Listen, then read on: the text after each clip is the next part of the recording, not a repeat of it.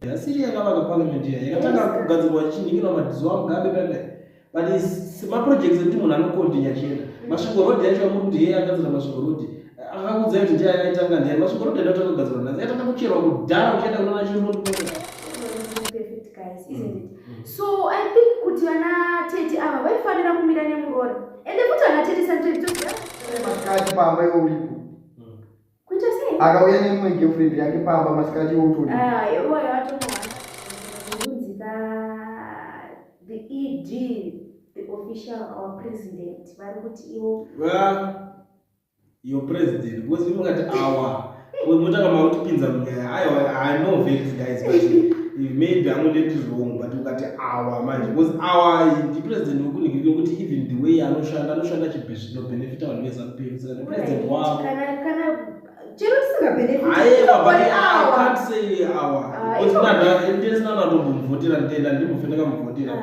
noranza our president the president kuvanhu vakamuvhotera ivo manje whether you like it or alright nyandi okay nyeti naibana zviri kunzi vanga vativo by 2030 Zimbabwe izanzi nenge yabaka magetsi imba yese dzese dzimba dziri muZimbabwe dzinenge dzari magetsi idiva atangautongarira idiva atangautongarira iminya dzemagetsi dzacho matanga dzinzwana sei dzakabvira kudhara so why no man billboard now ataura kuti by 2030 kunenge kwane magetsi why are you taking him serious now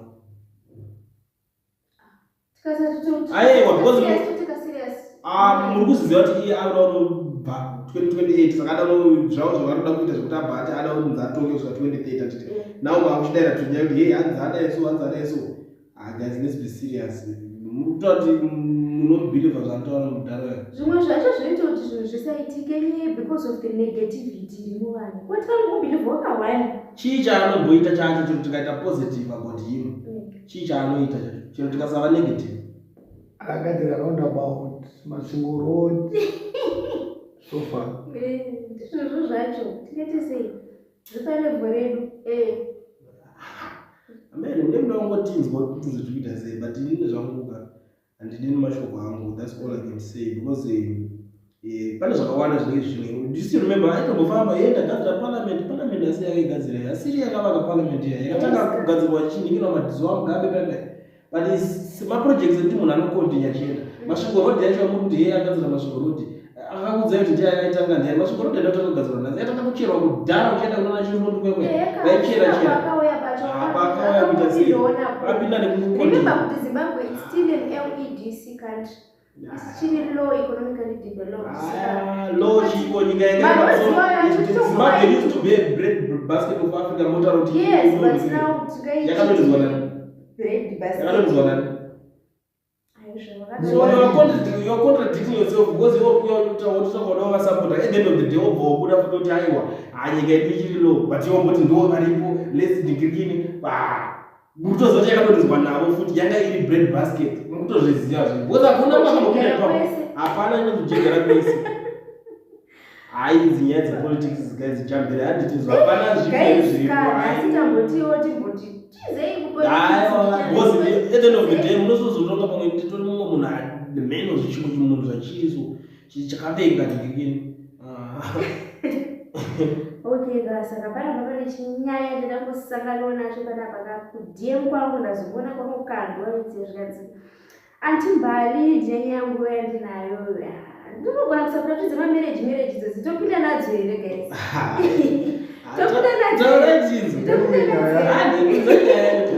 okay tambotiti politics okay guys so panapa zviri kunzi so please okay tasendero kanzi antimbali okay I have my story here zviri kunzi so I got married when I was 21 I would say I was young kuroorwa kwanga ndakaita zvekutizira zviye zvinhu ichipa yangobata fast ndakagara because my hubby aiva ega mumba mavo vabereki vakashayika vose nemacousins ake there were two sisters ni chokwadi pakati tambe nemufaro ndakagara ndakasununguka nhamo yakazotanga ndasungirwa murume started to date this lady she was older than him around 35 and I was only 21 yeah, distance is too much Okay, aiwa vakadanana chaizvo.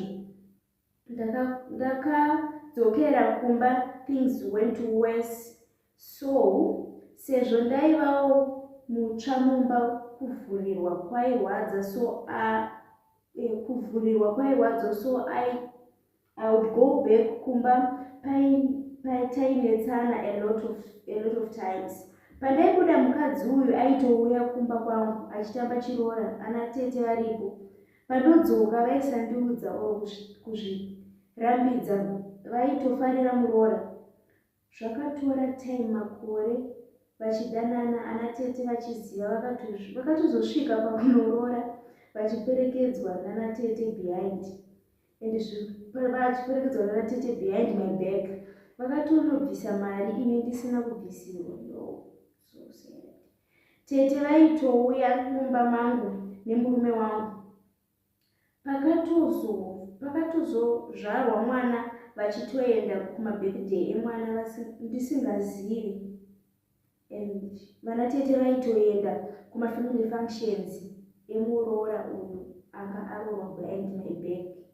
Guys, vana tete inyoka, ndakawadziwa. Yo. What are you saying? So you mean what you bani yacho? Because ina kwa tsanda ita ku. Guys, inini hangu ndikuti this is totally wrong.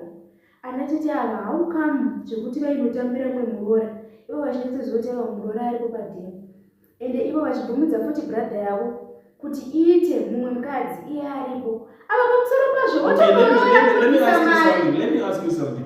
Iwewe unesimba rinokonzera muzanzodzi yako munhu wainoda kurora.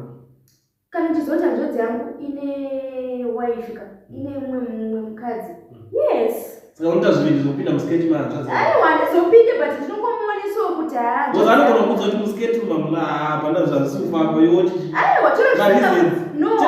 You know what? Wait. Apa zvinoitika ndezvekuti mukadzi uyu anobudirwa pachena nemukadzi akabudirwa pachena kuti wangu inini I want to take a second wife.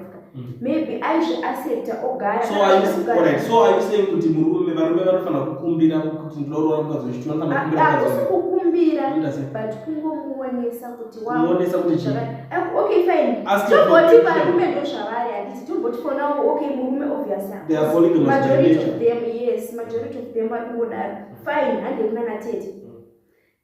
Tisakaona kuti guys vana tete vakadzi vanengewo murora uyu.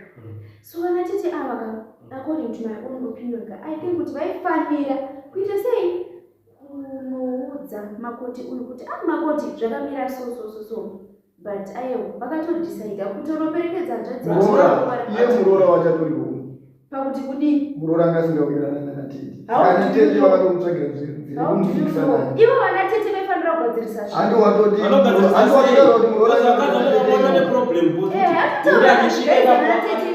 aiyo andozvona ndopatorwrong ipapo pakuti kudii I want you to listen.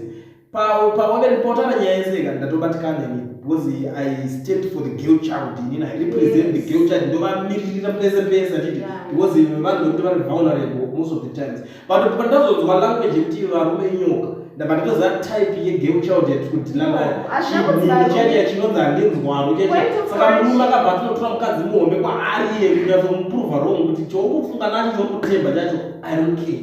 Inini that's my opinion panyaya yenyu. What will you say?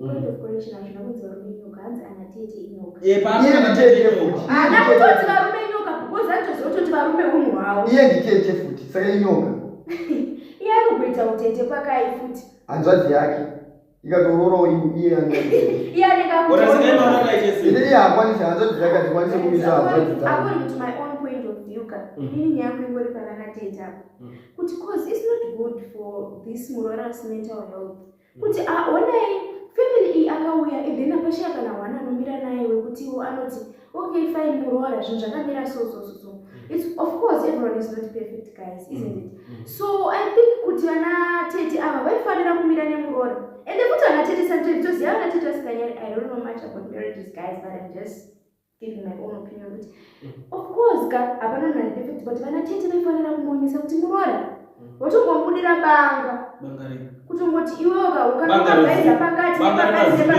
isusu takunorora hanzvadzi yedu yakunorora mumwe mukadzi zvozodika navakudira banga zvakwari but aziya zvinobatsirei kumuudza kwacho zvinobatsira kuti azive chii because havachatomire vanoakunyanya kumurwadza do you know kuti tiri kunyanya kumurwadza chii chiri pakuti zvinhu zvese izvi zvikiitika asingazivi pakatoizosvika pakunzi kwatone mumwe mwana kasaka munhu akasate mwana vadati murume asate mwana ode vakamuudza kuti muroora murume wako akunorora mumwe mukadzi kuswera mangwana vamamushonga makoni plus boya kutsvaka makudombomo sei akazoudzwa nani because murume yatoratidza kuti murume but murume anoaeetwa akaneroora mumwe mukadzi wake chiagarisa kwaaani munhu achienda ipamba asingazvizive panga iye ari pamba angasangana naye problem yamuti vakadzi aiwa masikati pamba iwo uripo akauya nemumwe girlfriend yake pamba masikati haana respect akauya usiku ukaita sekunzi pane makumu aiwa problem yavakadzi makajaizwa kuda kutonga varume kuda kutonga varume waisinaunduka waizvakaitika ndisingazive adzonyirwa chii sakona akafunga kuti asei pakudzonyirwa aiwa vana anti ava vaifanira kungobudira mubanga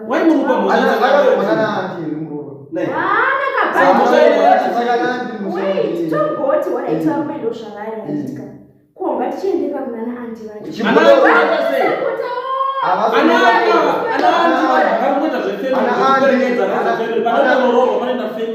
iye akaita zvekumitiswa guys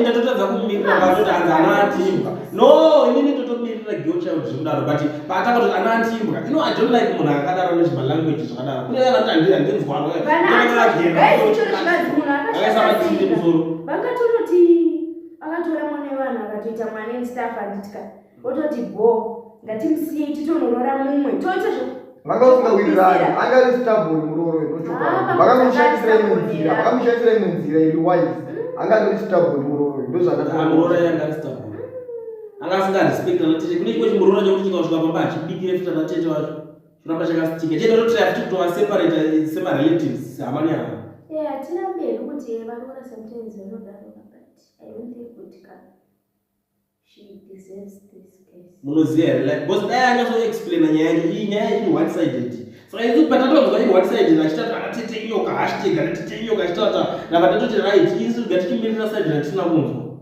plus nyaya yemarriage zveiri ndezvekuti anokasika kucomplaina ndiariko ukatora vakadzi kapa vese vari two nondoti akatomhanya kucomplaina ndiariko ndozveiri marriage ene uyu atozoudza iwewe kuti utaure nyaya yake papublic asi adza kuita nyaya yako muhama dzake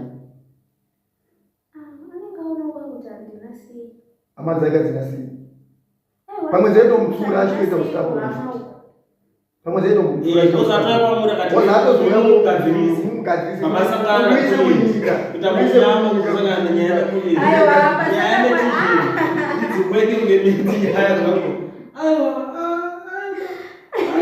handina munhu andamusapota aiwa ndikuzviziva zvakaita mupetsu zvakaita kakuningirina diti but ndikuti there is this setup inoti gadziriswe vanhu vachatsonzwisisa pana kuti oraiti murume haudzirwe zvekuita kuti atange auya akumbira murukadzi kuti ndikumbira unorora mumwe mukadzi because muchanzwa mamwe maissues akawandisa ipapo kahunu ngekuti vakadzi vanotata kuti ndiye mai vemba adatokontrola nemurume wacho futi ndonyaya iripo matauro azvinoitwa murume is the lord anofanira kukontrola anofanira kuonwa samambo ishe wangu my lord ndo varume zvakazobuditswa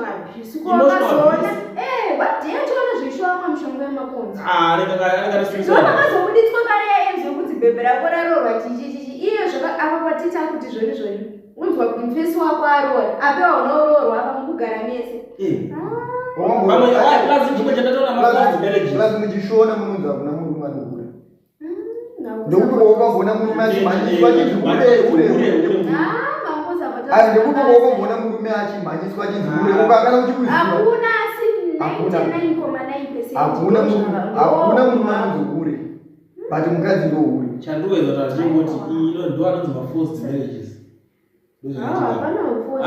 fosa wayakabhaka otopuwa nhumbu zvezvoizvozvo ndikuzviziva zvemamarriage ekudhara zvokuti munhu aiti wandimitisa ndatonogara newo by force kutoenda mabhegi nanatete pamwe murume anenge asati aredi for decision aifana kudzidza kudzivirira nhumbi yacho kuti isabate kana wanomupesa asi redi murume kana ari redi ngaaenda anoroora nemachannels chaiwo chaiwo kana vanhu vanga vachikojoborana zvomujoro ngazvikuenda kujoro handisi kublema mukadzi but ndikutaura mafacts panapa let's lay facts mafacts kuti kana muchidanana muchiita zvomujoro zvofana kutozikanwa nevana vechidiki vedu vayakamazuva kana muchidanana muchiita zvomujoro muri kujoborana dzidza kudzivirira munhu kana uda kuroora hafanira kutorwa advantage kuti ndatone nhumbu chisikati nditora no it's not like that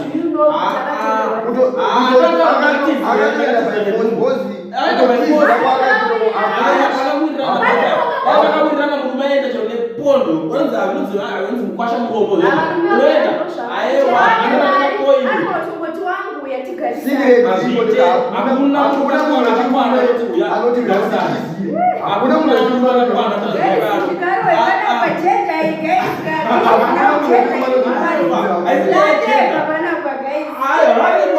these people, they will comment whatever they want, and I don't care, but let's be very honest.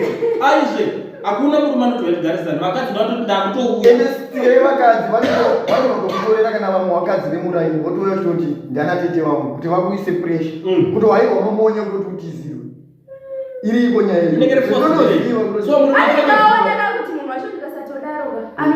pamauya pamandichikidzira pateni pangu murume akatozvita akatochikidzira ndobvuma murume anenge azvitwa chikudiki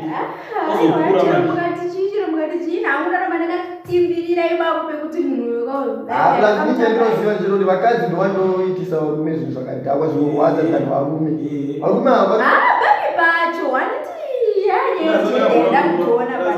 murume anoitira mukadzi mutsinya musati vakadzi ndovanogara chitora rume utsinya akaanga akatsipika murume wacho akanoshandisira mushonga ndatonzwa muchitaura panyaya yenyu kumatakata vanhu hanzi akashandisirwa mushonga akazotanga nemukadzi muhombe kwaari wati gepi wati pakashanda mushonga wai pakambotsira panzi murume aenda kunotsvagira munhu wechikadzi mushonga panyaya dzekutsimbirira it's not all about mushonga nekushandisirwa chichiizvozvo zvitsipika stuff handiti tino varume vacho physically chaivo vanotongodzvimirira vakadzi hazviiti but vakadzi vanoda kutunga vane kamwe kaumuka unoziva kuti murume anongombokudzwa kuti ndondovharana 8 hapana munhu akuendomuona vapiko vanotonga makawandisa utoona kana unoona bhora kutoona bhawa chaizvo pindi ndodza uri pindi bhawa unoenda kubhawa unodii usatambe neshamwari yako utokontrola murume kuti usatambe nevanhu paunomuona kuti munhu wacho wakutamba naye haasi raiti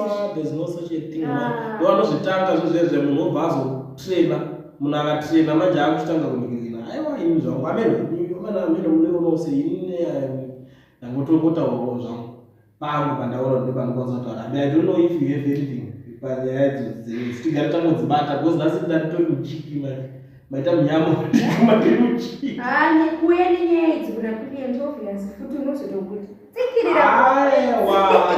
tikirire but titara tikuonesana zvechokwadi ona tichiuya nenyaya yamunhu kuti murume akuzodai mukadzi wake muone kuti ndinomira manje ndakatomirira kuona zvinhu izvozvo kuti zviitike asi ogwenyaya tichaweoni dzedu ini katsvago yangu yevakadzi vari kushungurudza varume ndinoedza nguo hai ndongoti pasine zano ndodzandowana pese pakangori zanobairi wrong ndakatopinda nemoyo manjeko. Okay guys, my last story for this video. Pane ino yakanzi hi Auntie Mbali. Okay, hanzi so inini I dated my now husband ndine mari dzangu. I was young, 22 years, ndakatwa nemota residential stand, and I was financially stable. I don't know what really made me fall for my now husband, because he had nothing. He just had his job and a place to stay. Didn't scan. I was a prayer warrior before I met him. Ndaitsanya nekunamata to God. I wanted a man anonamata nekutya Mwari. God answered my prayer. I met him and I gave him a chance. hameno zvinoita Mwari. God started blessing me nebasa neFarious. We dated 1 year akabva atonorora.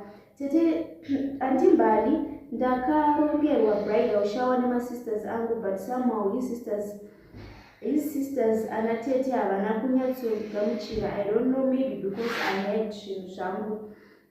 I could see futi kuti this love is fake. Ndinonamata. I have a strong spirit of discernment. Oh, okay. Takachata all went well. Takatochata and all went well. My aunties maybe saw me as a threat.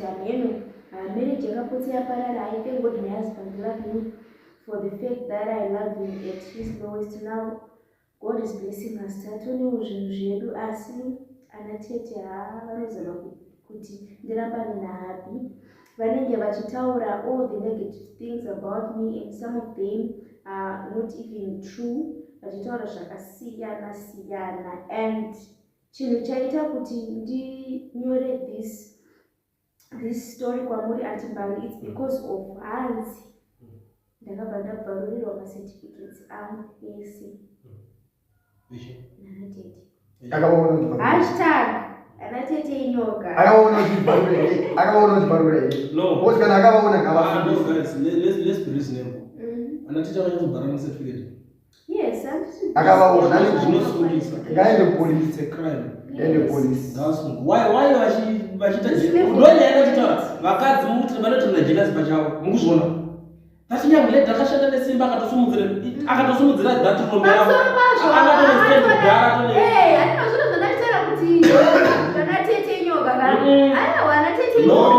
hatisina nyaya yekuti anatete inyoka, tinodhila nenyaya yemawiri yayaita guys. Let's be very honest. How come unoita jealous kusvika pakubharira macertificate emunhu? Chii chakadaro ichocho? Saka ende futi mufesi wacho iyeyi why achivapa access ekuti vasvika vachidherera mukadzi wake in his presence? Mufesi iyeyi atori wrong futi. Why achivapa simba iroro rekuti vasvike vachipinda mudzimba mavo, mukadzi anga ane stand yake, uya mufesi ane kwaanga kutogara. Saka ana anzira zokunda kubharira macertificate kuprotecta hawo achivapa chance ekuti aiwa kana mufesi ari wiki uyu ndokupa peace order. Unooneka kutarisa kuti hanzvadzi dzengu nguva uchiita zvokupenga pafamily yangu uri hanzvadzi, unotozoona kuti ini zvinondichengetedze ukama hwangu nehanzvadzi yangu. Hapana man, ndinokuudza kuti kwakabata anything funny or anything stupid you will regret it. Kwete kungosiya munhu akadaro as a man nyatsokontrola imba sababa kuti iyi zvandizvidizvi. Hapana ari kutraya hapana ari wiki. Anditongwe panyaya yemunhu wanje. Anditongwe panyaya yemunhu wanje. Totongera kuti murume uyu ari wiki. Anatete vacho futi vakadhakwa vane jealous, ane kutenge marombo anatete. Vanoona kuti muroora vakati vane zvinhu zvake hardworking. Panosefu panyaya panonyorwa nyaya idzi. Panyaya as long mumasi panosefu panyaya. Anobuda pachena nyaya dziripo dzekunetsana asi nyaya yakasefwa. Muona nyaya yemakonesera amaita, but muri kuona kuti pane munhu watatozobata akanyarara ipapo wandiri kutoti ndiani murume wacho ari wiki. He is very weak. Musatotenderera panhu vanhu vakatorwa kuti kune chiudziro zvekuita nazo. Aiwa nyaya iripo. Asi ndoda mukadzi wangu. Chete nyaya iripo. Anofana kumira as a man achira kuti this nonsense zvandiri kuzviona panapa. Musauye pamapana. Vachitedzwa ndokupaka peace order kana. Yes,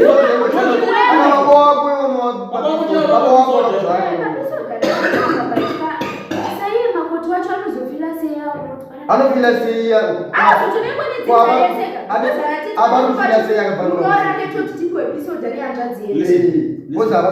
okay, listen. Anove zinza lese. Okay, Bible rinoti chiko bani yanze kurorana. Anoti chiko kunza. Hanzi vaviri vachava listen. Hanzi vaviri vachava nyama imwe chete. Mukadzi achanosiya vabereki vake, murume achanosiya futi hama dzake. Vaviri avo vachi nyama imwe chete, meaning vakutogadzira ravo dzinza. Vakutotangira ipapo. Saka kana ava vamwe mhuri dzese dzakavana basa rese avo. Vaviri ndo vakakosha because hanzi vaviri vachava nyama imwe chete. Anateta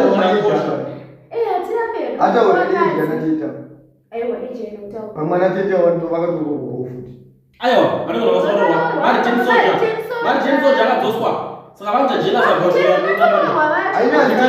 akarohwa wacho inini ndirini manje ndiri nanzvadzi ndobva ndatsanga kuti kuudza kana munhu kako wakasapoteka chepengera makwangu kasadaro pada kupota mahwani pana ari nyiki munhu wacho ndakudze asi nini ndekuti amatete ndoblema murume bose vanhu ava vari kunetsana nyaya dzavanonetsana dzinotozikanwa but anozotaura nyaya haabude pachena bose nyaya ingatauri munhu wani but ukatora vanhu tu ukavagarisa apa ukati uyataura nopanokuda chokwadi zvanhasi ndatingogumira panapa